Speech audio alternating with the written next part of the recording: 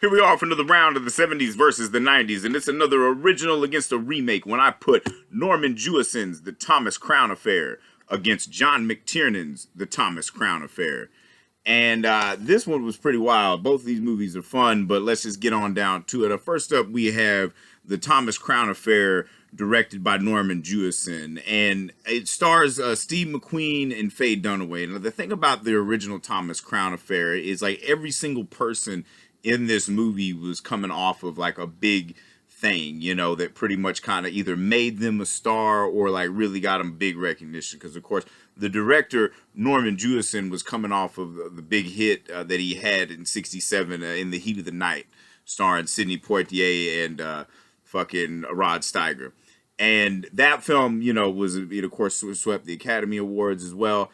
And, you know, so now like Jewison, who, in my opinion, Norman Jewison's one of the most mid directors that Hollywood ever like had. But that, you know, In the Heat of the Night is probably his best movie. But by this point in time, though, he's able to do big money making movies like this because, of course, Steve McQueen, you know, is around the same time that he did Bullet. And so he's at like the height of his stardom and stuff, you know, as a leading man action star and stuff. And then, of course, Faye Dunaway coming off of Bonnie and Clyde. So here we have them, you know, it's honestly kind of on paper, it sounds sexy as hell to have Steve McQueen with Faye Dunaway. And, of course, the film itself centers around, like, this billionaire businessman, Thomas Crown, who Steve McQueen plays, of course. And the opening of the film is that there's this heist robbing this bank. They get away with, like, $2 million and such.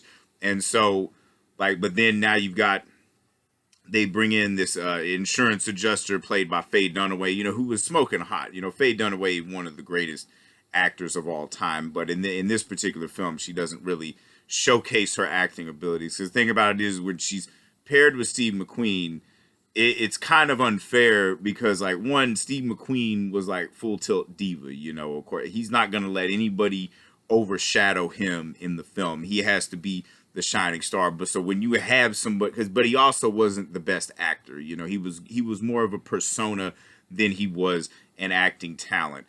And so, like, Faye Dunaway, though, like, she was also a persona, but at the same time, she had acting chops for days. Like, she's like one of the most intense. So here, she's having to be very restrained. Really, her only like job in this film is to just be kind of sexy and quirky, you know. And so, like, the whole cat and mouse game of it is not really there, you know. And honestly, other than that chess game sequence, which was like notably parodied in The Spy Who Shagged Me, but other than that chess sequence, there's not really anything sexy in this movie. And there's a lot of what's interesting too is like Norman Jewison had kind of this expert team of technicians, because Haskell Wexler was his cinematographer on this, as well as Hal Ashby as the editor. And like, because Haskell Wexler was one of the best cinematographers of all time, and Hal Ashby was one of the greatest film editors of all time, who went on to be one of the greatest directors of the 70s.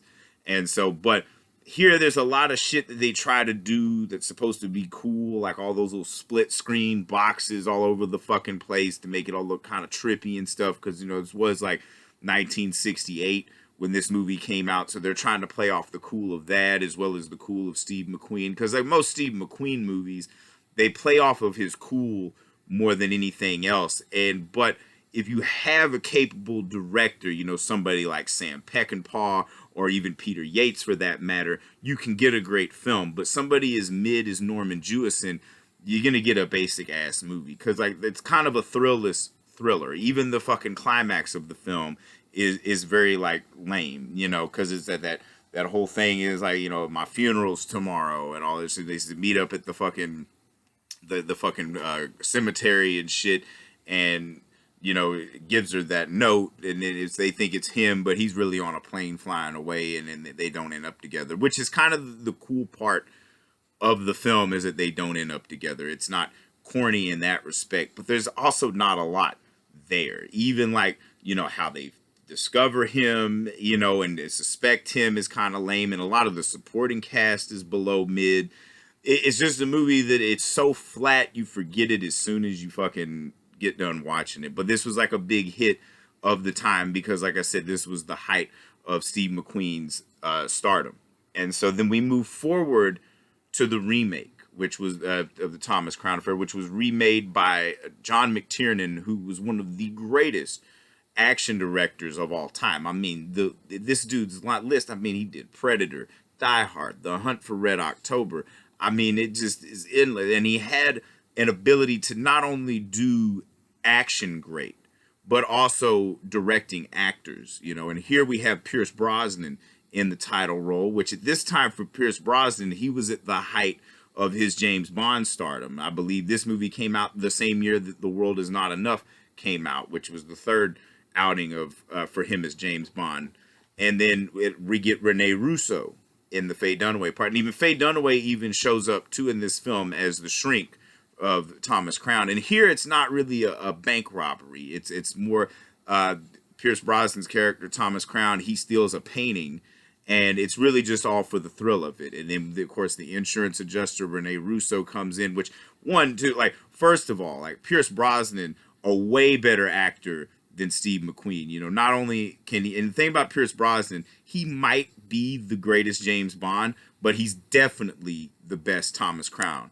And Rene Russo, like, way sexier than Faye Dunaway, and also, like, honestly, I wouldn't say she's a better actor, but she had something that, you know, no matter what, like, Rene Russo would always just kind of nail it. And then even Faye Dunaway, and there's even like almost like 30 years after the original, Faye Dunaway was still smoking hot as that shrink, you know. And then also the supporting cast of this film is way better because we get Dennis Leary as the police guy, and of course Frankie Faison, and Ben Gazzara plays Thomas Crown's lawyer in the film. So it's like already this film is smoking the original. Honestly, this is one of the rare instances where you get more from the remake than you got from the original, which in my opinion is supposed to be the whole point of remaking films. It's like, why are you going to remake something if you're not going to better it? You know, that's, to me, you always want to be doing better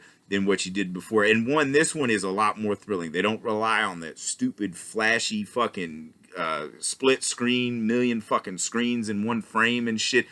That opening sequence of the heist where he steals the painting is fucking brilliant. Like I said, John McTiernan, one of the greatest directors of action movies, and he really nails the intensity and the thrill of it.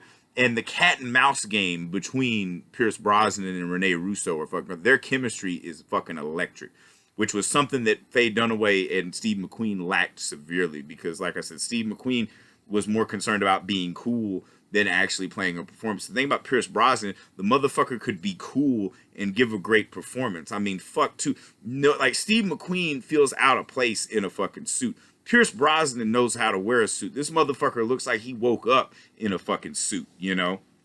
And like that, and it's sexy too, because like there's not a lot of sexiness in the original. The remake, boy, they really go into it. I mean, they get down and dirty, fucking buck ass nude, fucking on the staircase, and do it with like the fucking liquor flowing and stuff, and you know, go off in that fucking biplane sequence is great. The dance thing, there's just this movie just builds perfectly. It's a way better movie. It's thrilling, exhilarating, and then that ending is fucking incredible because like the thing about it is you don't really get the sense that the Steve McQueen Thomas Crown is that much smarter than the authorities that are chasing after him. Yeah, like he's way cooler. No doubt about that. You know, you can wear some fucking sunglasses and you know, be a fucking asshole and make that look cool. But with Pierce Brosnan's Thomas Crown, you can clearly see that this motherfucker is way smarter than everybody in the movie, including Rene Russo. But he just so happens to catch the feels on Rene Russo. They both do, which is kind of brilliant because they start out trying to fucking like, you know, outsmart the other one. And then, you know, through the beautiful act of genital embrace, they decide, you know, they end up falling in love with each other, which is what makes that ending excusable.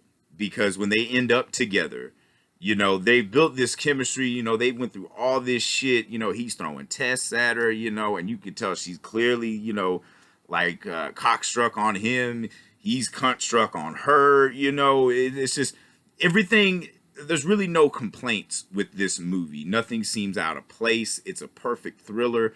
Like it hits all, it checks all the boxes, hits all the notes. So I mean, even the music by Bill Conti is way fucking better than the music that Michel Legrand did in the original. And you know, it just, and the wonderful use of Nina Simone's Centerman is just beautiful, you know. And the fact that the fucking painting was there the whole time, you know, he fucking puts it right back just a day or two after he fucking stole the thing. I mean, it's just pure fucking brilliant. So this round clearly has to go to John McTiernan's The Thomas Crown Affair, which for anybody keeping score, that is now 62-51.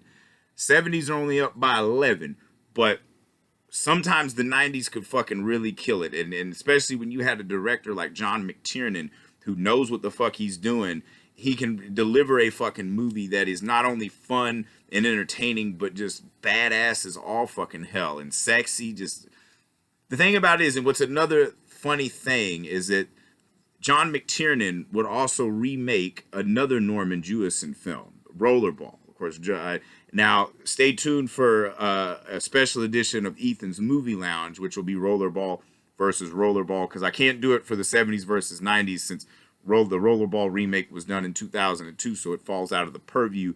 So I want to continue to make the point of how bad Norman Jewison sucks and how great John McTiernan was, because he remade two Norman Jewison films way fucking better. Now, watch him again just to make sure that that's true. So it's more of a testament to prove that I'm right, that John McTiernan's a way better director than Norman Jewison.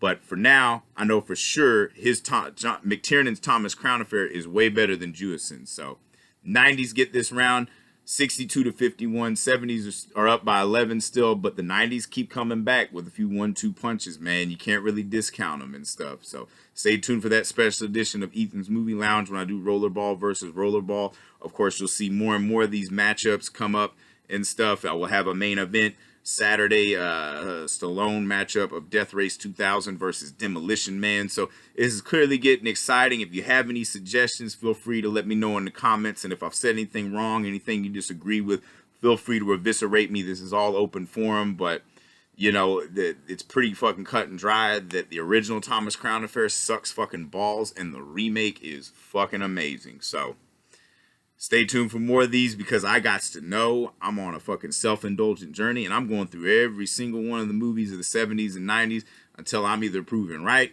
or proven wrong.